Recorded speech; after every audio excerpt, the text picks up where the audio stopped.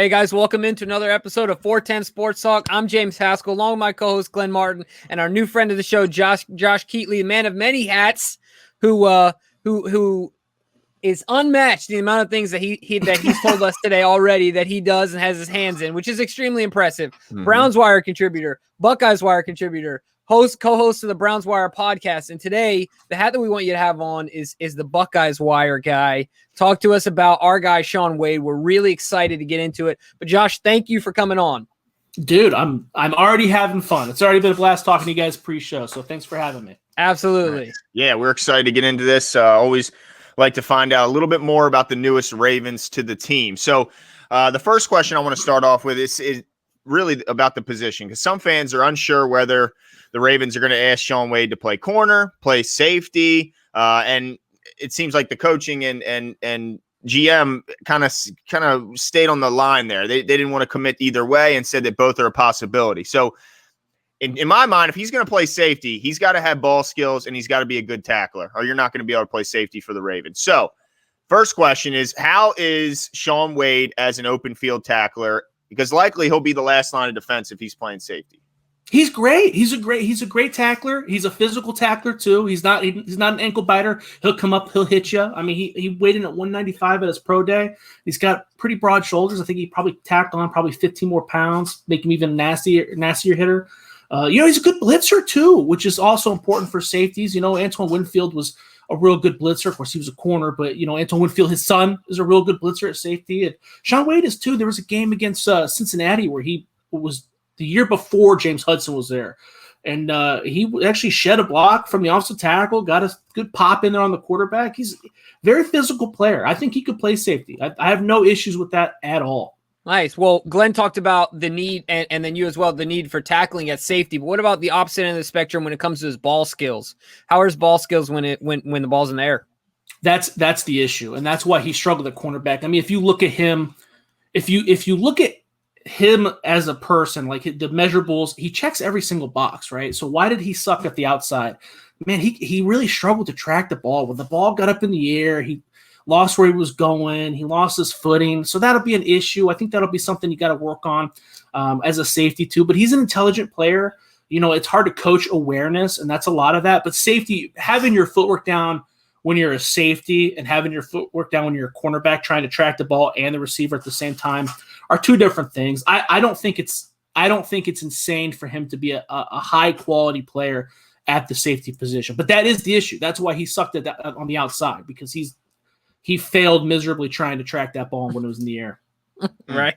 Unfortunately. Yeah, that's interesting too, because I watched just admittedly just highlights on him. I didn't watch any of the tape yet. As far as full games, but man, I saw him make a couple nice plays on the ball. But I guess what you're saying is there were moments where he made nice plays, but as overall he struggled in that area. Yeah, he's a very explosive athlete. So, and a lot of times, if you watch his tape from 2 years ago when he's playing the slot, a lot of those routes were in front of him, and he's very explosive. He's got great closing speed. I know he ran in the 4.4s at his pro day. Those are pro day numbers. I don't know if he's going to – if the combine was this year, I don't know if he was going to crack 4.5. But he's very explosive. So, even against Indiana, he really struggled against it. Was it Ty Freifogel? I know he's like only a junior, but I think that was his name. Kind of got beat pretty consistently by him, but he had that pick six. That was because of his explosion. If he knows when the ball's coming, he's got a good read on it. He can get on the ball. It's when that ball is in the air and he's hanging and you'll see some cornerbacks – Denzel Ward, for instance, even though it appears that they're losing, they'll be able to track the ball, know where the receiver's going, and then still be able to get to it, even make a play on it, right? Or they won't let the receiver stack them. Shaun Wade just didn't have a good feeling for it. But a lot of that might be experience. When you're playing on the slot, receivers aren't trying to stack you. You're not really worried about the outside receivers are better at utilizing the sideline. Shaun Wade never figured that out. He never figured out how to utilize the sideline. So a lot of those play factors. So it's hard to evaluate whether or not he was good on the ball without really taking in all those variables. But he's a very explosive athlete. If you're playing him in the slot, even at the safety, if he's keeping things in front of him, it wouldn't. It's not like he's inept at catching the football or making a play on the ball. It's just it wasn't his forte this past year. Right.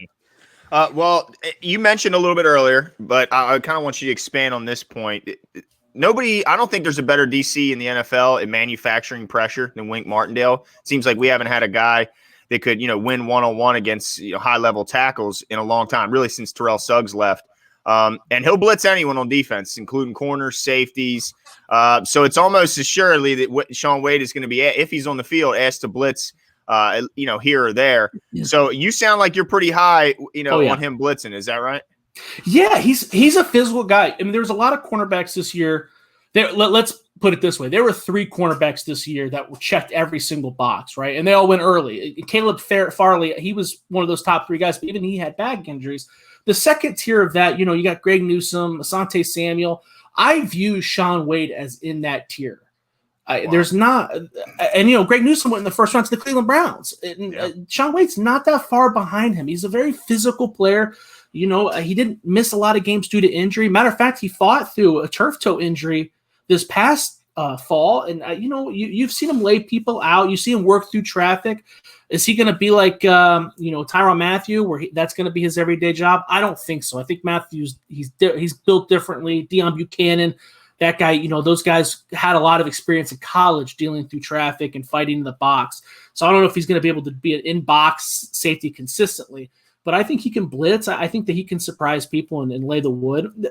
Antoine Winfield Sr. was a pretty good example of a guy who was a very effective blitzer coming off the edge or coming off the nickelback position. I don't think it's insane to see Shaun Wade doing something like that. And he's way bigger than Winfield was. Mm-hmm. Micah Hyde's another good example. I don't think it's insane to compare Shaun Wade to Micah Hyde, who played cornerback and safety at Green Bay and then eventually became a Pro Bowler in Buffalo.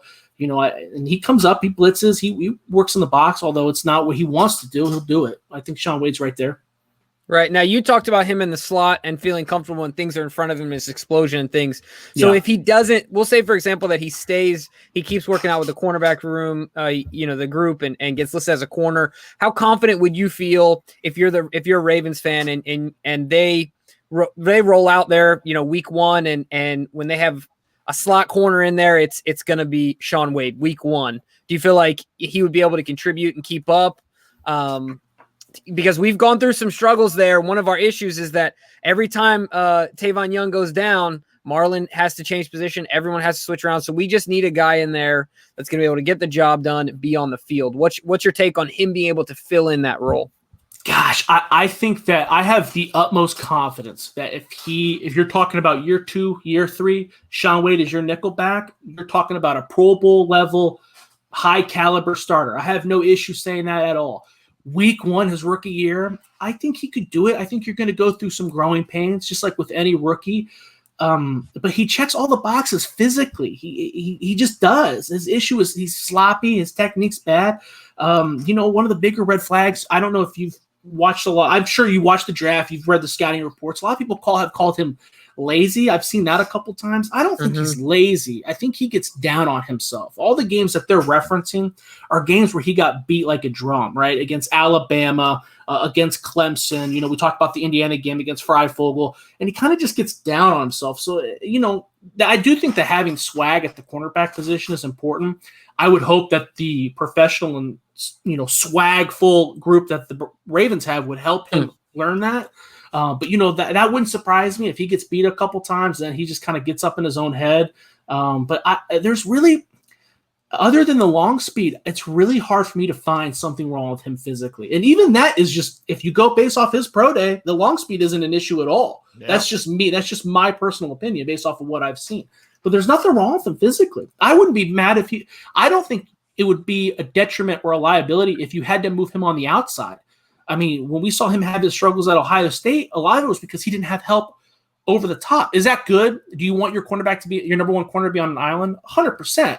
But the Browns did it all last year. Terrence Mitchell was terrible on an island. But you can succeed in the NFL as a QB2 on the opposite side of your number 1 if you have help over the top. Shaun Wade is more than capable of playing that role. He, like I said, he just loses track when he's tracking the ball on those deep routes. You saw him struggle against some of those speedsters like Devontae and Rondale Moore. He was real good at social distancing during COVID season. But I think that – but he can do it. I think that he can do it. Nice. So it sounds like he just needs to have that cornerback short memory. We saw Marlon Humphrey, kind of got mossed by A.J. Brown in the Titans game and then quickly put that behind him and really locked him up the entire second half of that Titans playoff game. So, yeah, I think that you're absolutely right there. You can't get down on yourself if you give up a big play as a corner. It's just going to compound and lead to more success from the wideout. So hopefully he can learn that short memory here in Baltimore. But, the one thing that he's going to be asked to do a lot here, I've heard other players around the league, including I think Jarvis Landry mentioned when talking about the Ravens defense, is they just line up and they play man defense, and they don't care what you got out there. They're playing man defense across the board. So my question about Shaun Wade is that where his strength is, in man defense, or do you find him I'm not sure of their coverage though. Did they play a lot of zone, or were they primarily a man cover team? When he was at Ohio State, they primarily played man, right? Nice. They had Jeffrey Okudah, Damon Arnett, Shaun Wade. When he started, remember, he played extensively as a redshirt freshman. And that was back when they had Kendall Sheffield. And all those guys I named were drafted in the top 3 rounds, and he earned starting time over Arnett and Sheffield at one point. Of course, I don't really know why Arnett was drafted so high. But the Raiders, right? Yeah. I'm a Buckeye every fan, year, man. Dude, that was – I'm an Ohio State fan. Even I was like, really? You sure? But and he played extensively. They play man, and then they let Bosa and Chase Young, they go after it. They've always had the talent to do that. With that said, he has always had the ability to, and it's funny that a former college DB actually pointed this out to me. One of the reasons why Okudah struggled last year is because at Ohio State, when you're even though they are in man, they don't really have to cover very often. That might be one of the reasons why Wade struggled last year, because we didn't have a Bosa, we didn't have a Chase Young. It was a couple young guys kind of running the show. They weren't getting to the quarterback as quickly. But he can play man. I think he can play both equally as effective. He's got experience of both. We talked about him keeping things ahead of him in zone and having that explosion to really surprise people, jump around.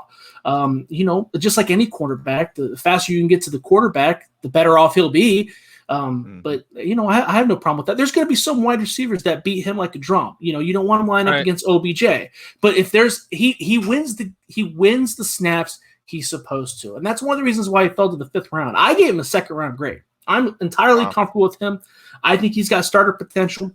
But he's got 4 or 5 games that were utterly trash. He struggled against Rondale Moore in 2018. He struggled against KJ Hamler in 2018. He struggled against Jahan Dotson this past year, Ty Freifogel, Devontae Smith, and Cornell Powell. Most of those guys heard their name called in the first 2 rounds. Freifogel's still in college. Dotson's still in college. Rondale Moore's got insane speed. Devontae Smith has insane speed. So I don't want to make excuses for him. But there's a lot of reasons why, hey, and then he recovered against KJ Hamler the next year after 2018 too. But that's basically why you saw him fall, because of those 4 or 5 games there. But other than that, it's hard to find bad film. It really is. Yeah, it's going to be really interesting because you talked about his psyche, and Glenn, you've mentioned having a short memory and things like that. I think that's one of the great things that Wink Martindale does is he tells his defenders, if you're going to make a mistake, do it at 100 miles an hour, gives them a leash to just play aggressive, play instinctively. And, being in that cornerback room with Marcus Peters and Marlon Humphrey, like, he's going to get plenty of confidence injected into his veins, right? Yeah. They're going to be able to lean on him and vice versa. So one of the things I want to ask you, not necessarily about his performance on the field, but the type of teammate he is. The Ravens talk all the time. Actually, Eric DeCosta talked about how what they look at the most when they're scouting a player is their character, who they are as people, and things like that. And so what can you tell us about the type of teammate that the Ravens are getting in Shaun Wade? See, this might be where I'm a little biased because I think he's I followed him since he was in high school, since he was an Army All-American. He won Defensive Back of the Year down there at that camp. And he's been a hard worker. He's a very intelligent individual. If you talk to him, he's a very smart guy. He plays with a chip on his shoulder. I think I've never heard any complaints from any of his other teammates. He's never gotten any trouble. At the Ohio State defensive backfield, there's been a couple issues with off-field issues, and he's never, ever, ever been a part of one. That says something, because you got to hang out with those guys, and there's only a couple of you, so he's hanging out with them, and he still avoided that trouble. So I think he's a great individual. Like I said, you've heard some rumors about him being lazy, but I think that's because they're watching him, put his head down after a big play, or after someone breaks a mesh on him, and then they create space, and he knows the play's over, and he kind of laxes. That's not good. I'm not making excuses for him. Right. But that doesn't make him a bad person. That doesn't make him lazy. I think that's just a confidence issue. So I think the Ravens will be very happy with what they've got, especially compared to, if you look at the Cowboys draft. all the off-field issues of the guys they drafted. Yeah, Cowboys like to take their chances on guys. There's no doubt about it. Well, so it sounds to me like the Ravens fans should be pretty happy with their new addition in the secondary and Shaun Wade. He's getting your seal of approval. So I'm liking hearing this. And, as a Browns, if you put your other hat on, should Browns fans be a little concerned that there's some more added depth to that cornerback room?